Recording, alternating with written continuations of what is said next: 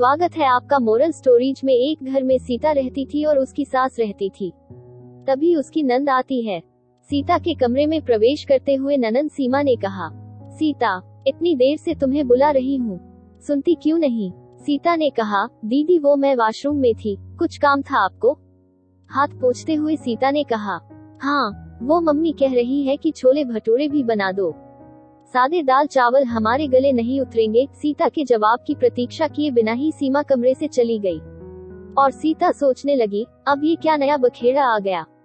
नाश्ते में ही तो दाल की कचौड़ी खाई है, फिर दोपहर में पालक पनीर और अब रात को भी इतना हैवी खाना कैसे खाएंगे। पर उससे भी बड़ी बात, अब एन वक्त पर छोले भटूरे कैसे बन सकते हैं? छोलों को तो भिगोना पड़ेगा और शाम के 6 बजे बज चुके हैं। मम्मी जी, आपने छोले भटूरे बनाने को कहा है, लेकिन इस समय तो क्या मैं झूठ बोल रही हूँ सीता? मतलब हद है, मैंने कमरे में आकर तुम्हें कहा, लेकिन फिर भी तुम्हें मेरी बात पर भरोसा नहीं है, जो तुम मम्मी से कंफर्म करने आ गई।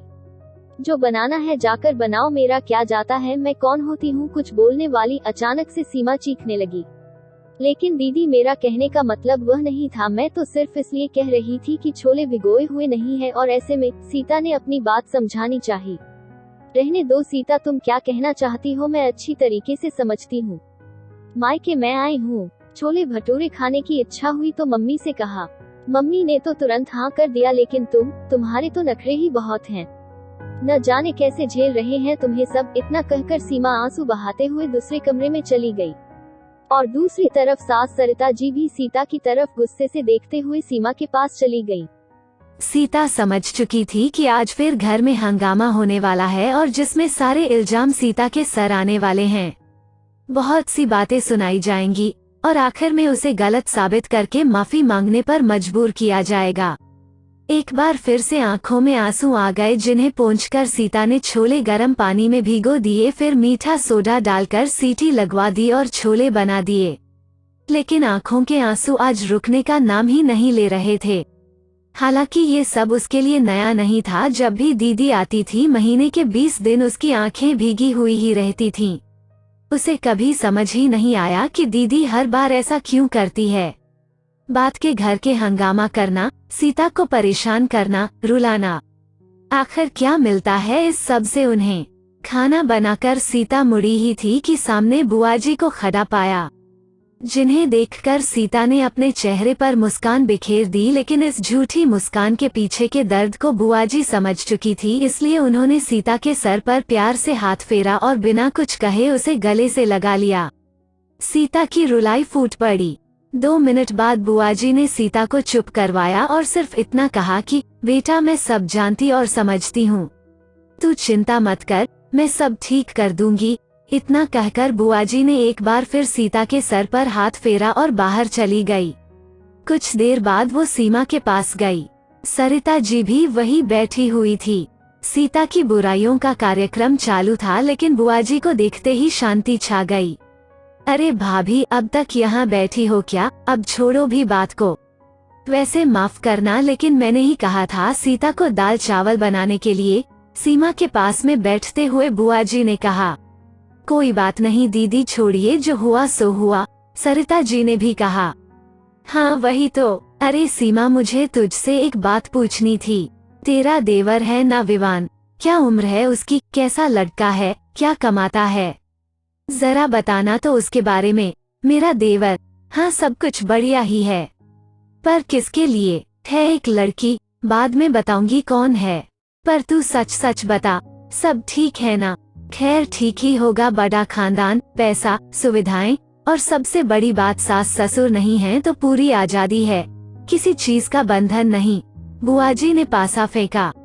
काहे की आजादी दीदी? सास ससुर नहीं है तो क्या हुआ? ननंद जो सर पर बैठी है, पड़ोस में ही रहती है, जब चाहे घर आ जाती है और बड़ी होने के नाते पूरा कंट्रोल रखना चाहती है सीमा पर। अब तक चुपचाप बैठी हुई सरिता जी ने कहा। और नहीं तो क्या बुआजी, किसी चीज की कोई आजादी नहीं है, जीना मुश्किल कर रखा है। ननंद ने जब चाहे घर आ जाती है, यह मत करो, वो मत करो, यह क्यों बनाया, वो क्यों बनाया, माँ ऐसा नहीं करती थी, माँ वैसा नहीं करती थी, इतने महंगे सामान क्यों लिए, उनकी इजाजत के बिना तो घर में कोई बढ़िया सब्जी भी ना बने। और तो और अगर इनकी कोई बात ना मानो तो घर में हंगामा खड़ा कर देती है। हम पति पत्नी के बीच लड़ाई करवा देती है। हे भगवान, ना जाने क्या मिलता है लोगों को ऐसा करके। अपने मायके में आकर अपने भाई भाभी की जिंदगी में जहर घोलना कितना गलत है ये।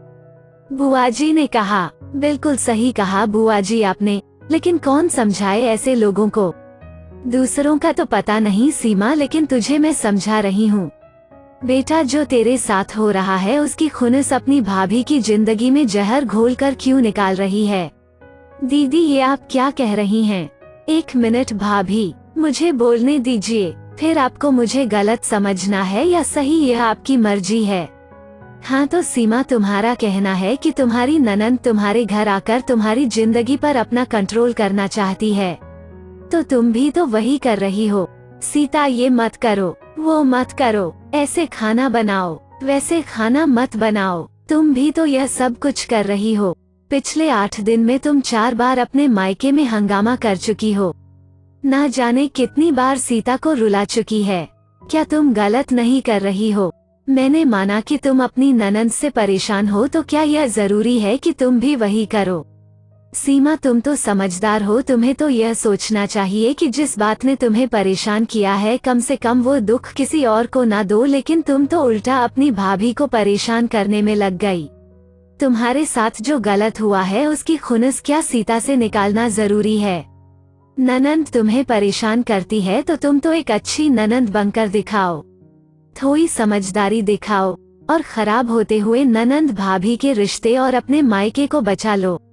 दीदी सही कह रही हैं सीमा, आखिर खुनस भाभी से ही क्यों निकालनी? वैसे गलती तो मेरी भी है, चाहती तो तुम्हें रोक सकती थी, लेकिन बेटी के अति मोह में पड़कर मैं भी सही को सही और गलत को गलत कहने की जिम्मेदारी नहीं निभा पाई। लेकिन अब बस बेटा, तेरी और तेरी ननंद के बिगड़े हुए रिश्ते की छाया इस रिश्ते पर मत पड़ने देना। सरिता जी ने भी बेटी को समझाया। भीगी हुई आंखों से सिर हिलाकर सीमा ने भी अपनी स्वीकृति दे दी थी।